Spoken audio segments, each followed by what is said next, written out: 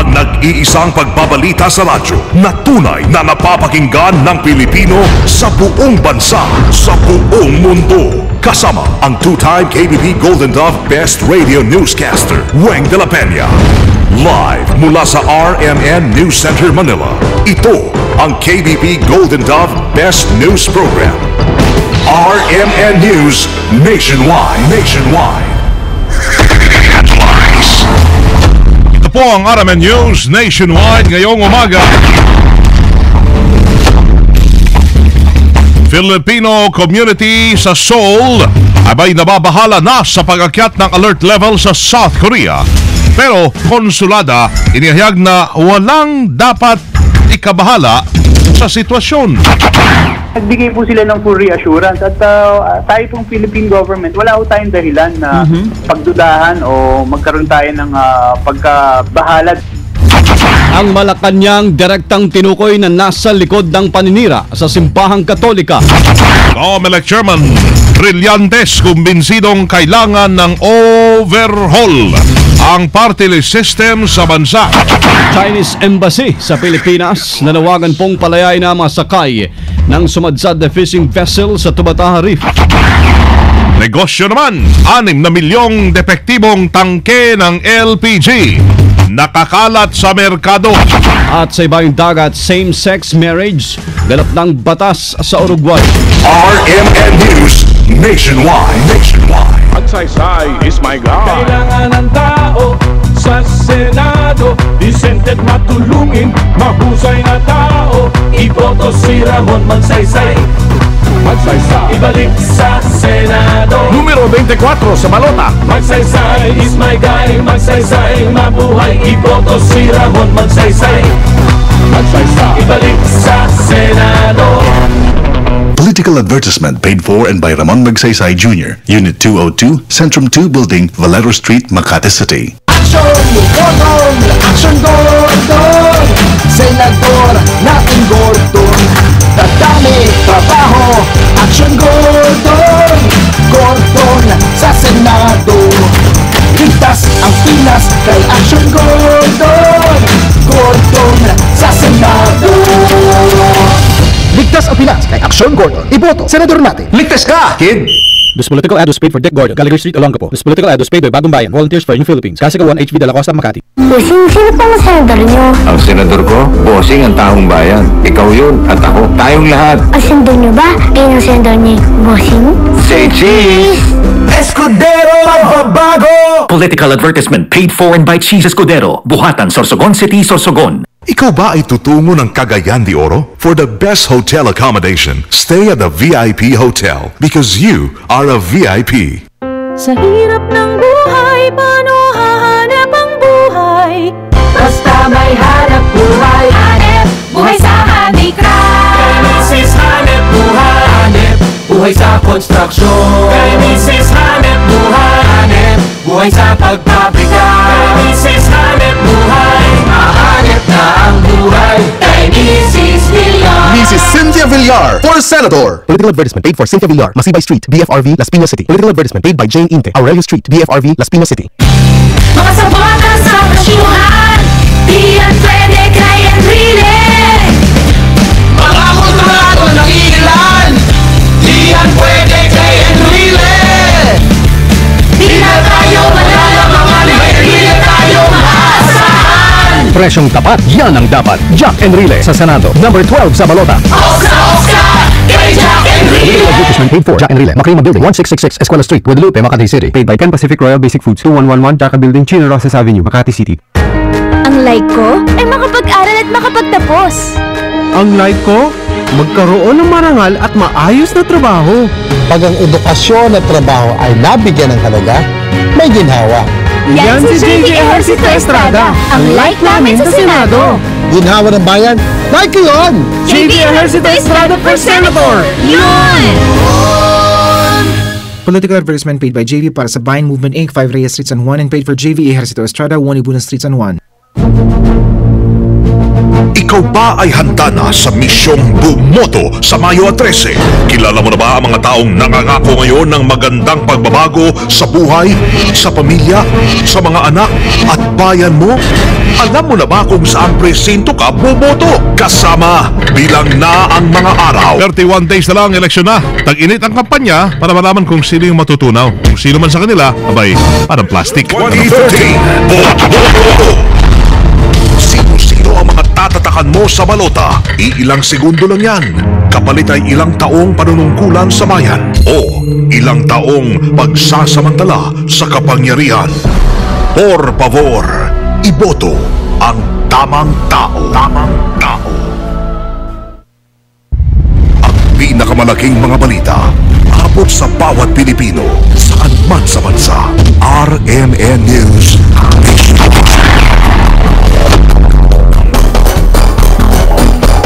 Buenos Dias, Pilipinas. Umaga ng Biyernes na ngayon, Abril 12, 2013. Ito po ang numero 1 RMN News Nationwide. Ako si Weng de la Peña. Mabuhay Pilipinas, ako si Buddy Oberas. Tayo po'y live na live sa DXDC 621 RMN Davao, DXBC 693 RMN Butuan, DYPR 657 RMN Rojas, at sa DXMD 648 RMN Malaybalay. Live international by www.rmnnews.com at sa WRMN New York, USA. Tensyon sa Korea. Mga kasama, kinalma ngayon ang pamaraan ng mga Pilipinong nasa South Korea. Kasunod na rin ito ng pagtataas ng South Korea ng terror alert dahil sa mga banta ng North Korea. Sa interview ng RMN kay South Korea Consul Derek Atienza, walang dapat ikabahala raw yung mga Pilipinong nasa South Korea, lalo na't ginagawa naman ng mga otoridad ang lahat ng paghahanda. Kailangan po i-differentiate natin yung ating pong mga American at saka Korean, South Korean allies po, nagbigay po sila ng full reassurance at tayo pong Philippine government, wala po tayong dahilan na doubt o pagdudahan o magkaroon tayo ng pagkabahala dun sa reassurance. In fact, baliktad po, talagang full po, buong buo po ang paniniwala natin na may kapabilidad po ang both South Korea at saka United States na number one, yung kanila pong observations in saying na wala pong difference dito eh. Dagdag pa dito, tiniyak ni Atienza na nananatiling normal ang pamumuhay ng mga Pinoy sa lugar. Patuloy pa rin po ang buhay like normal. Iba po yung ginagawa nila sa military side, iba po yung sa civilian. So sa amin po, pag sinabi sa amin na normal po sitwasyon, wala po yung kinababahala, wala po tayong alert na kailangang may gawin, even stockpiling, wala po. Talaga pong pareho pa rin po ang kilos ng mga tao dito. So dahil po doon, pag sinabihan po tayo ng ganun, malaki po ang tiwala natin sa kanila na binibigyan tayo ng information na tapat lang po at saka totoo, katotohanan. Nilinaw din niyang maaaring may ibang plano ang North Korea dahil sunod-sunod ang pagbabanta nito na tila inililihis ang atensyon ng mga tao. Sa kaugnay na balita, nababahala na nga ngayon ng Filipino community sa Seoul, South Korea. Kasunod na rin yan ang pag-akyat ng alert level ng gobyerno matapos po ang bantang paglulusad ng Misudan missile ng North Korea. Nabatid na sa ngayon ay namamahagi ng mga otoridad sa South Korea ng emergency manual sa border ng nasabing bansa. Sa nasabing manual, makikita ang mga lugar na maaaring mapuntahan ng mga tao sakaling simula na ang pag-test fire ng North Korea ng kanilang mga missile ng mga oras. Nagbigay na rin ang South Korea ng abiso sa mga mamamayan na mag-imbak ng pagkain sa mga underground evacuation centers. Nay pa rin ng sitwasyon na yan sa Korean Peninsula. Ang sitwasyon dyan mahigpit na minomonitor ng palasyo. Kasama natin sa Balita Live, Deo de Guzman. Mahigpit kayo binabantayan ng palasyo ng Malacanang ang sitwasyon sa Korean Peninsula matapos ang pahayag ng South Korea na mataas ang posibilidad na maglunsad ng missiles ang North Korea. Una na rin nagpahayag ng ang Malacanang ng pagkabahala sa sitwasyon sa Korean Peninsula. Ayon kay Communications Group Secretary Ricky Garandanga, patuloy ang pakikipag-usap ng Department of Foreign Affairs at mga bansang nagmomonitor din ng sitwasyon sa Korean Peninsula upang alamin kung ano ang gagawin ng gobyerno para matiyak ang kaligtasan na may 40,000 Pilipinong nakatira doon. Una na rin sinabi ng Malacanang na wala namang malaking maitutulong ang Pilipinas sa pagpapahupa ng sitwasyon sa Korean Peninsula, kundi sumuporta lamang sa mga ginagawa ng mga kaalyadong bansa, partikular ang Estados Unidos, Japan, pati na ang China at South Korea. Kasama mo sa palasyo ng Malacanang, Deo de Guzman, Kata RMN. Girian sa Korean Peninsula hindi makakapigil sa mga OFW. Kasama natin sa balita, Grace Mariano. RMN Report.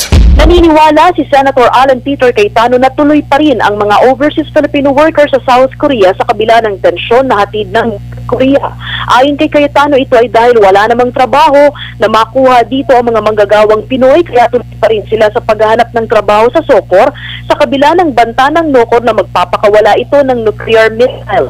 Maliban dito, sanay na din anya ang mga OFW sa girian ng NOCOR at SOCOR kaya hindi na sila natitinag. Bunga nito ay umaasa si Cayetano na matitigil na ang sigalot sa pagitan ng SOCOR at NOCOR upang matiyak ang kaligtasan doon ng ating mga manggagawang Pinoy at mapawi na rin ang pag-aalala ng kanilang pamilya dito sa bansa. Narito ang pahayag ni Senator Alan Peter Cayetano. Pero I think kung ako OFW, malamang tumuloy ako dahil nasa kawalan ng trabaho pa dito. Secondly, because medyo sanay na sila sa pagsasagutan ng North and South Korea. Having said that, no one can really predict the future. No? And sana nga, medyo mawala na yung tension para sa mga pamilya ng OFW hindi nag-aalala. Yan po si Senator Alan Peter Cayetano. Kasama mo sa Senado, Grace Mariano, Tatak RMN. Radyo mo nationwide. Naniniwala si dating Lingayen Dagupan Archbishop Oscar Cruz na ang Malacanang ang nasa likod ng pagpapalabas ng survey na kumukonti na ang bilang ng mga Katolikong Pilipino na nagsisimba. Ayon kay Cruz, mayroong dahilan kung bakit lumabas ang nabanggit na survey. Paniwala ni Cruz, galit lang ang kasalukuyang administrasyon sa simbahan dahil lagi nilang kinukontra ang lahat ng mga kagustuhan ng pamalaan. Paninira lamang umano ang motibo rito kaya handang gumastos ng malaki ang Malacanang. Masira lamang ang pangalan ng simbahan. Naniniwala rin mga kasama si Comelec Chairman Sixto Brillantes na kinakailangan ng baguhin naman ang party list system sa bansa. Ang pahayag ni Brillantes ay kasunod ng pagsusulong ni Senadora Miriam Defensor Santiago sa Senado na i-abolish na ang party list system. Batay sa proposal ni Santiago, dapat na amyendahan ang ilang probisyon sa batas. Lalo na kung hindi na ito maayos. Ngunit ayon kay Brillantes, hindi kinakailangan amyendahan ng konstitusyon dahil mismo ang batas na may problema. Ang gita opisyal, ang kailangan po ay ang total overhaul sa Republic Act 7941 o yung Party List Act, lalo na't hindi na natutulungan ng mga representante nito sa Kamara yung mga nasa marginalized sector. Si Brillantes, hinimo ko yung mga botante na nasa abroad. Sa Maraten sa balita, Angel Ronquillo. RMN Report. Hinimok ni Commission on Elections Chairman Sixto Brillantes sa mga rehistradong overseas absentee voters na bumoto. Magsisimula ang overseas absentee voting sa 13 na Abril, Sabado. Ito itatagal na isang buwan. Sa tala ng Comelec, aabot sa halos 1 milyon o kabuang 988,384 ang bilang ng mga overseas absentee voters. Paalala ng Comelec, may pagkakataon pa ang mga OAV na bigo makaboto sa dalawang nakalipas na eleksyon na buhayin ng kanyang rehistrasyon kung sila'y magtutungo lamang sa polling center at boboto. Target ng Brillantes ang mas mataas sa voters turnout sa overseas absentee voting nang sa gayon ay makuha ng mas mataas na budget ang Comelec para sa OAV. Sa kabila naman ng problema sa pag-release sa mga PCOS machines sa Saudi Arabia, tiwala si Brillantes sa maayos din sa lalong madaling panahon ng problema, lalo pat nagtungon na roon si Commissioner Elias Yusuf para personal na pangasiwaan ang sitwasyon. Kasama mo sa lungsod ang Maynila para sa Rizek sa 558 Angel Ronquillo, Tatak RMN. Mga kasama, umapila po ang dalawa opisyal ng Chinese Embassy na pakawalan ng 12 mangisdang crew ng sumadsad na Chinese vessel sa Tubataha Reef sa Sulu Sea. Pero hindi pinansin ng Marine Park at mga defense officials natin ang panawagan ni Consul General Shen Ishecheng at Third Secretary Li Jian. Sa halip ay tinutuloy ho ng mga opisyal ng Tubataha Management Office ang pagsampa ng kaso laban sa 12 mangingisda. Naharap ang mga mangisda ng Chinese sa mga kaso illegal entry, poaching at bribery at kayo nakapit na sa Provincial Jail Facilities sa Palawan. Ang mga kaso base sa paglabag sa Republic Act 167 o ang Tubataha Act of 2009 na nagbabawal sa hindi otorisadong pagpasok base sa Section 19 at ang pangisda naman base sa Section 27 sa nasabing UNESCO World Heritage Site. Ang pagsadsad na nasabing Chinese fishing vessel ay nangyari ilang araw lamang po nakalipas matapos tuluyang maialis yung US minesweeper na sumadsa din sa Tubataha Reef. Wala pang indikasyon naman na nakikita ang Malacanang para sampahan ng espionage case ang mga crew ng Chinese fishing vessel na sumadsad sa Tubataha Reef. Ayon kay Communications Secretary Ricky Calandang, lumalabas na private-owned at hindi pag-aari ng Chinese government ang barko. Kaya sapat na muna ang kasong illegal fishing o poaching. Sa ngayon ay patuloy pa ang investigasyon at saka na lamang pag-usapan ng ibang kaso kung may bagong findings. Kasabay niyan, itinanggi naman ni Calandang na kid glove o malamya ang naging pagtrato ng gobyerno sa daw ng pagsasumadsad na USS Guardian. Huwag raw pagkumparahin ang dalawang insidente dahil malayo ang pagkakaiba. Ang USS Guardian ay military ship at nakalyadong bansa at may permiso, habang ang Chinese vessel naman ay illegal na pumasok for commercial reasons. RMN Nationwide Report. Follow up po tayo sa mga sakay ng fishing vessel na sumadsad niyan sa Tubataha na nakakulong ngayon dyan sa Palawan Provincial Jail. Kasama natin sa balita live si Pedi Sabando ng RMN Palawan. RMN Report. Sa kabila ng paggiling sa Western Command, mismong Consul General at Third Secretary na Embahada ng China sa Pilipinas na palayain ang kanilang 12 kababayan Chino na nahuli ng ating mga otoridad matapos na sumadsad sa Tubataha Reef ang kanilang fishing vessel ay matibay na hindi pumayag ang pamunuan ng WESCOM at Tubataha Management Office at ilang pang ahensya ng gobyerno dito sa Palawan na pagbigyan ang kanilang kahilingan. Kahapon ng hapon ay tuluyan ng naikulong dito sa Palawan Provincial Jail ang 12 mga Chino. Ito'y matapos na sampa ng kasong poaching, illegal entry at bribery dahil sa tangkang panunuol sa mga park rangers sa Tubataha. Samantala sa ngayon ay patuloy na pinag-aaralan ng mga otoridad dito sa Palawan ang iba pang kaso na kanilang isasampa laban sa nasabing mga mangingisda. Una na sinabi ni Attorney Allen Rose Rodriguez, ang Provincial Prosecutor ng Palawan, na makukulong ang mga dayuhan sa loob ng 6 na taon hanggang 12 taon. Bukod sa pagkakabilanggo ay magbabayad pa rin sila ng multa na tig 100,000 pesos. Hindi pa kasama ang magiging resulta sa investigasyon sa masisirang koralis doon sa Tubataha. Mula ngayon ay pinag-aaralan na ng pagpapaigting ng seguridad sa may Tubataha Reef upang hindi na umano maulit pa ang pagsadsad ng mga barko na ibang bansa sa Tubataha. Kasama mo sa RMN Palawan, Pedi Sabando, Tatak, RMN. Ang bilang ho ng mga Pinoy na nagka-camping doon ho sa labas ng Philippine Consulate ay nadagdagan pa. Kasama natin sa Balita Live, Joyce Adra. RMN Report. Umakyat na sa 300 ang stranded OFW sa nagka-camping ngayon sa labas ng Philippine Consulate General sa Jeddah. Ayon sa Migrante Middle East, posibleng umakyat pa ito sa mahigit 1,000 sa mga susunod na araw, lalo na 7,000 ang mga OFW sa Saudi Arabia. Bukod dito, 75 na OFWs ang sumugod sa Philippine Embassy sa Riyadh para humiling ng agarang repatriation. Ayon sa naturang OFWs, matagal na silang nagpapasaklolo sa Philippine officials sa Saudi Arabia. Subalit bigo sila dahil pansamantala raw na pinatigil ng gobyerno ang repatriation program. Kasama mo sa DFA, Joyce. Tatak RMN. Nationwide. Mga balita dito lamang sa RMN News Nationwide. RMN News Nationwide. Escudero, pagbabago. Lahat tayo'y tatanda rin. Dagdagan ng benepisyo ng senior citizens bago mahuli ang lahat. Political advertisement paid for and by Cheese Escudero, Buhatan, Sorsogon City, Sorsogon.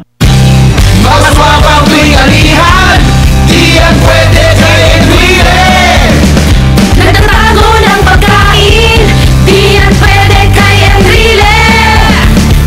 Di na tayo malalaman, may Enrile tayo maasahan. Pagkain mura at sapat, yan ang dapat. Jack Enrile sa Senado, number 12 sa balota. Oksa, kay Jack Enrile. Political advertisement paid for Jack Enrile, Macrima Building, 1666 Escuela Street, Guadalupe, Makati City. Paid by Pan Pacific Royal Basic Foods, 2111 Jaca Building, Chino Rosas Avenue, Makati City. Aksyon, Gordon, aksyon, Gordon.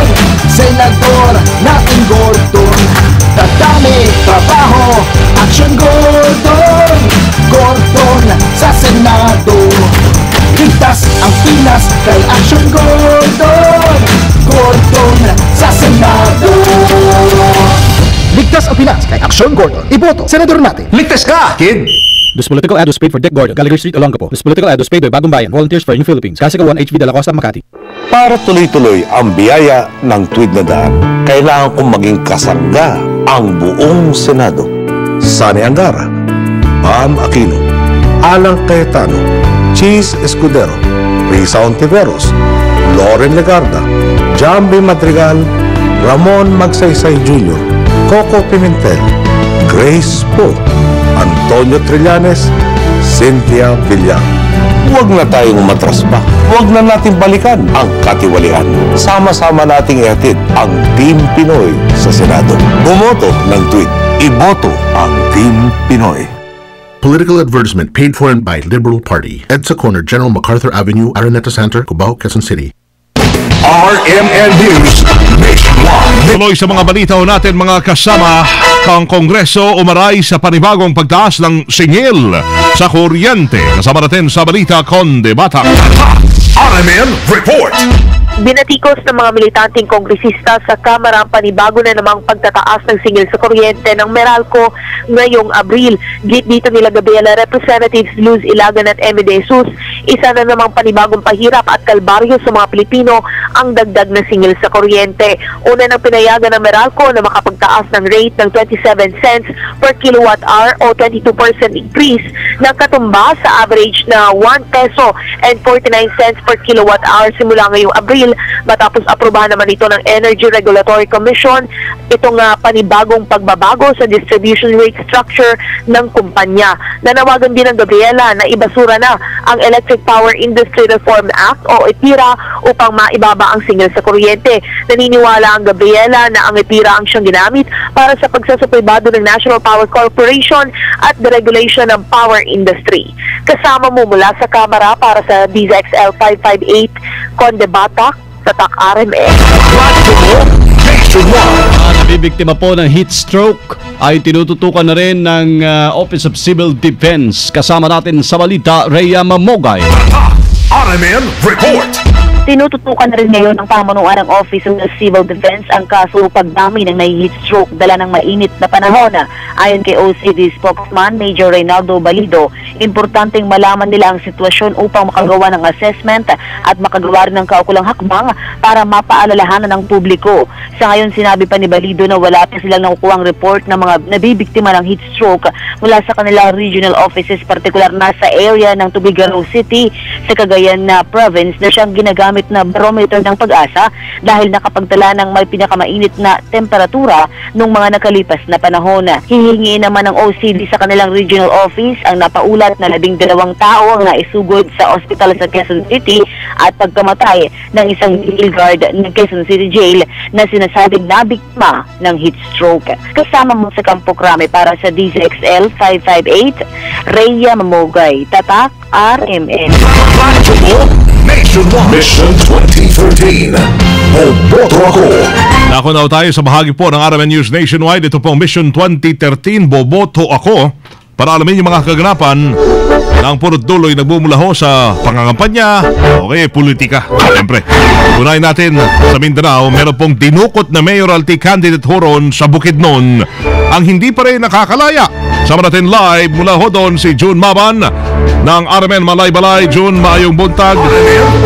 Gaano katagal na ba yan nawawala, June? Maayong buntag kasama ng Weng. Bumuo na ngayon ng local government unit sa bayan ng Kitaw-Taw dito sa lalawigan ng Bukidnon ng Municipal Crisis Management Committee. Ito ay matapos na din sa pagpandukot na 3 miyembro ng Moro National Liberation Front o MNLF kung saan isa nito ang kandidatong mayor sa bayan ng Quezon at ang isa din tumakbong municipal councilor sa bayan ng Kitaw-Taw.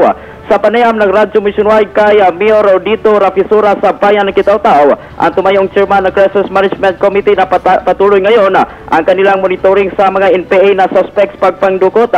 Siniguro naman na mayor ang kaligtasan ng mga biktima kung saan sa kanilang pinakuling impormasyon galing sa naturang grupo na ligtas din naman ang mga biktima.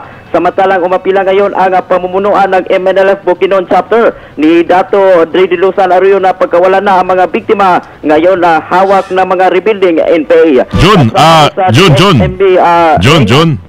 June, linawin ko lang. Sabi mo MNLF yung dumakip ngayon, NPA. Anong grupo ba talaga? Yung dinukot kasamang Weng, yung grupo ng MNLF na dinukot ng mga rebuilding NPA. Okay. Pero gaano katagal na yan nawawala?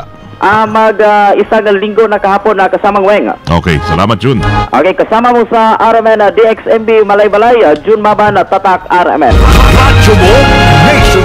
Lumipat naman tayo sa Pagadian, mga kasama. May sitwasyon din ho sa politika at kampanyahan doon si Waway Belen ng RMN Pagadian. Report! Pumirma ng kasunduan para sa kapayapaan ngayong halalan ang lahat ng mga kandidato sa lalawigan ng Zamboanga del Sur sa isinagawang Peace Covenant ng Commission on Elections, kasama na ang DILG, Philippine National Police at ang Interfaith Community. Ang panaad sa kalinaw o pagsusumpa para sa kapayapaan ay naglalayo na makamit ang tinawag na safe o secure and fair elections ngayong Mayo at 13. Kabilang sa mahahalagang punto ng Covenant ang pagsunod sa lahat ng mga ipinatutupad na batas ng bansa, lalo na sa batas ng halalan. Isinasaad din ang pangakong hindi gagamit ng puwersa, pagpipilit sa mga supporters, pati na rin ang mga pangakong mabibigyan ng trabaho kung sakaling maupo ang mga ito sa pwesto. Naging punto rin sa naturang Covenant ang pagrespeto sa karapatang pantao at paglabag sa pagpatay ni sinuman na politika lang ang dahilan. Kabilang sa mga naging saksi sa pagpirma ng mga kandidato, ang Provincial Comelec Officer ng Zamboanga del Sur na si Attorney Dina Sapong, Attorney Francisco Pobe ng Comelec Regional Office, General Ricardo Cruz, Commanding General ng 1st Infantry Tabak Division, Police Chief Superintendent Juanito Banyo ng PNP Regional Office, OIC Provincial Director Tomas Abiliar at sina Sultan Magin Maruhum, Reverend Father Felix Sigoy at si Bishop Emmanuel Cabahar ng Interfaith Community. Kasama mo sa RMN DXPR Pagadian, Waway Belen, Tatak RMN. Wala Pagadian, Dako tayo ngayon. Cotabato, live na live pa rin. Kandidatong nangangampanya sa North Cotabato at Maguindanao, hinarash. Kasama natin sa Balita Live mula ho doon, Daisy Mangod ng RMN Cotabato. RMN Report! Daisy? Hinaras ng mga armadong lalaki ang grupo ng mga politiko na nangangampanya sa bayan ng Kabuntalan, Maguindanao. Nagsasagawa ng house-to-house campaign ang grupo ni Mayoralty Candidate Abraham Samad sa Barangay Taviran nang sila ay harangin ng mga nakabonet na armado at pinagsabihang umalis na sa lugar. Wala namang nasaktan sa mga campaigner at ini-establish pa ng PNP ang identity ng mga suspect. Samantala, natigil naman ang ginagawang kampanya ni re-electionist Antipas Mayor Van Kadungon sa Barangay Kiaab nang biglang magpaputok ng baril ang hindi kilalang mga suspect. Ayon kay Police Inspector Felix Fornan, Police Chief ng Antipas, nakaposisyon ang mga armado sa isang taniman.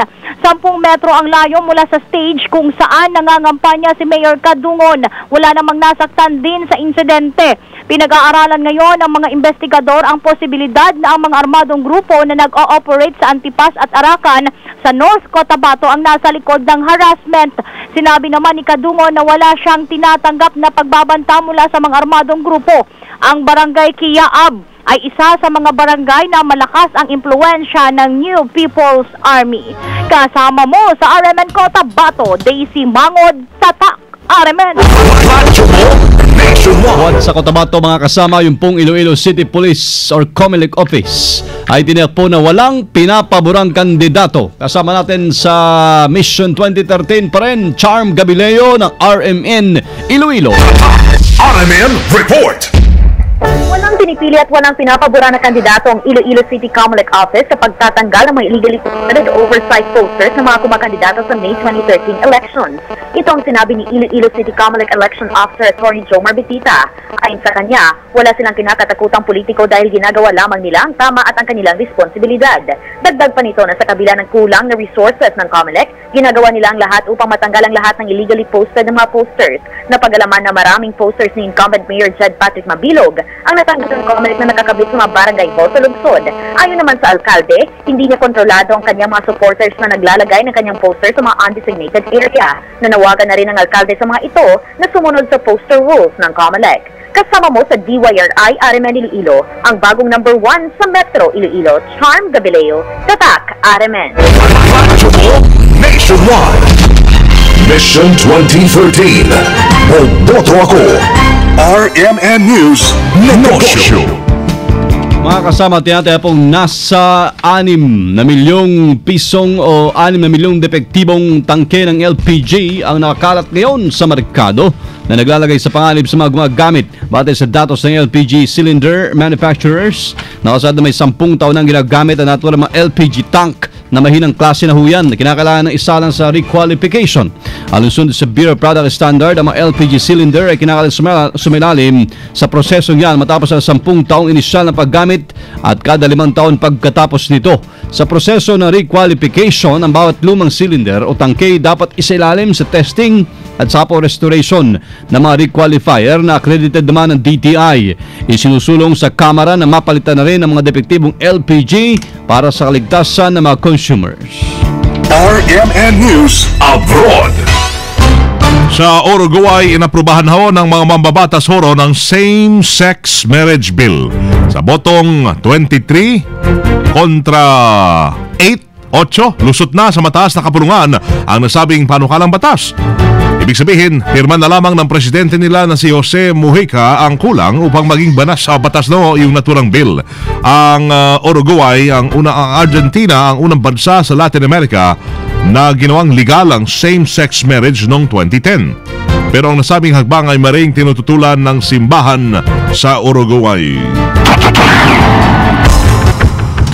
At mga kasama live na live po dito sa RMN News Center sa Makati City, Metro Manila, Philippines.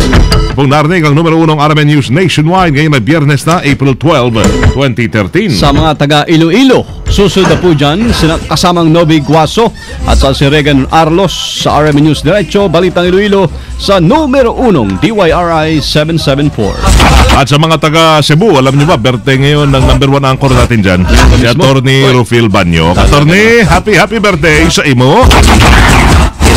At sa mga nakikinig sa kanya umaga, mamaya siya ang susunod sa atin sa Cebu.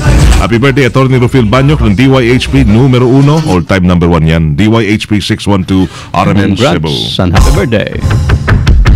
Panoorin ho yung naging pagbabalita natin ngayong alas 7 ng umaga. Sa YouTube, mga kasama, type lamang ang RMN News Nationwide. Sabado sa Serbisyo Publiko, Weng de la Peña. Buddy Obera. Dito pa rin ho sa tahanan na may pinakamaraming number 1 sa 2013. Pinakamaraming himpilan sa 2013 ng RMN. Radyo mo nationwide. 60 years ng maasahang public service nationwide. Live via satellite. RMN News nationwide. Buong bansa, isang boses ng balita. RMN News nationwide. Tatak, alas 7:31 ng umaga. Tatak, RMN. Hilig ng Pilipino ang kape, pero hindi lahat ng kape may laman ang sinasabi. Hanapin ang kapeng